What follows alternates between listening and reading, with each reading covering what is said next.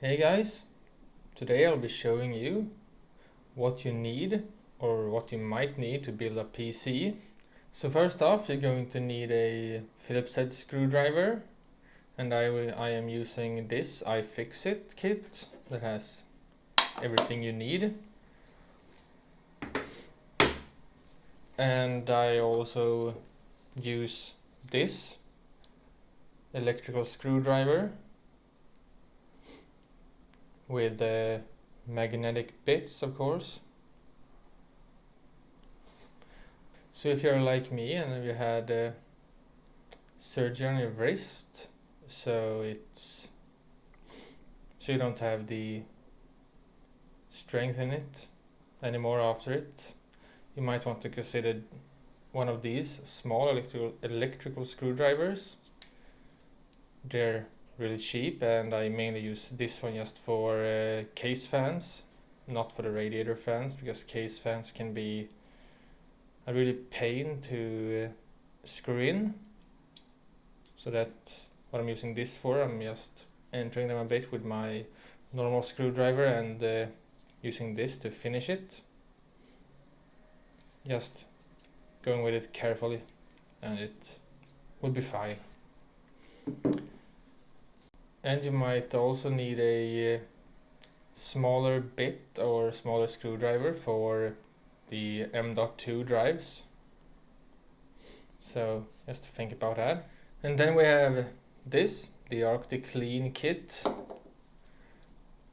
One bottle is to remove the thermal paste. You just apply a couple of drops and take a paper towel and it will come right off.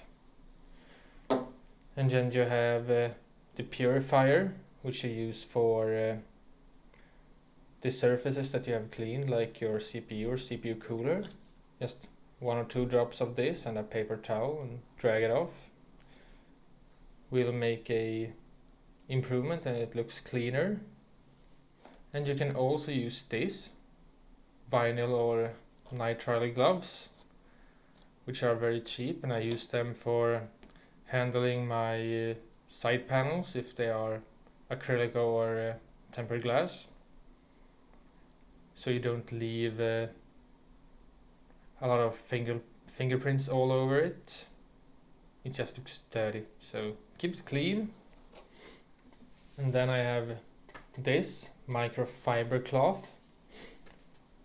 This works really well for cleaning your glass or acrylic side panels and leaves no scratches. I even use this on my monitors and my TV. And then you also would like to have some spare thermal paste.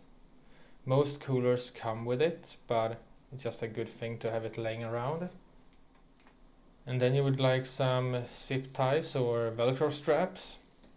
I used zip ties in various sizes to make sure that no cable is untied, so it looks neat and clean. And I use Velcro straps, usually smaller than this one, to strap together PCI power cables if you're running 2 to your GPU, so they don't spread around if you don't have any cable combs. And then you want to have a wire cutter for snipping off any clutter from your zip ties. And you also want to have some fan splitters. They come in different sizes, also with the 3-pin, 4-pin, everything. And a fan hub, so if your motherboard don't have enough fan headers, you can just use these to plug in more fans. They are very useful. I've used it a lot, and it can make your system look a little bit cleaner from the front. And then you might want to consider to have some double-sided tape for mounting your SSD to or fan hubs or RGB hubs to the back of your motherboard tray if you don't have any room anywhere else, if you just have an older case. So that's a nice thing to have prepared. And then we have the RGB hubs, such as this one, and splitters. This one is from Cooler Master. It has its own proprietary connectors, such as Corsair and the NCXT. And then you have your splitters. Usually they are 3 to 1. And then it's a good thing to keep track if your motherboard has the 4-pin 12-volt connector or the 3-pin 5-volt or ARGB header. Some boards have both, but never plug in a 4-pin to a 3-pin. So if your motherboard has no RGB headers, then you might want to consider a hub that uses either a remote control or plugs into the USB, so you can control it through software.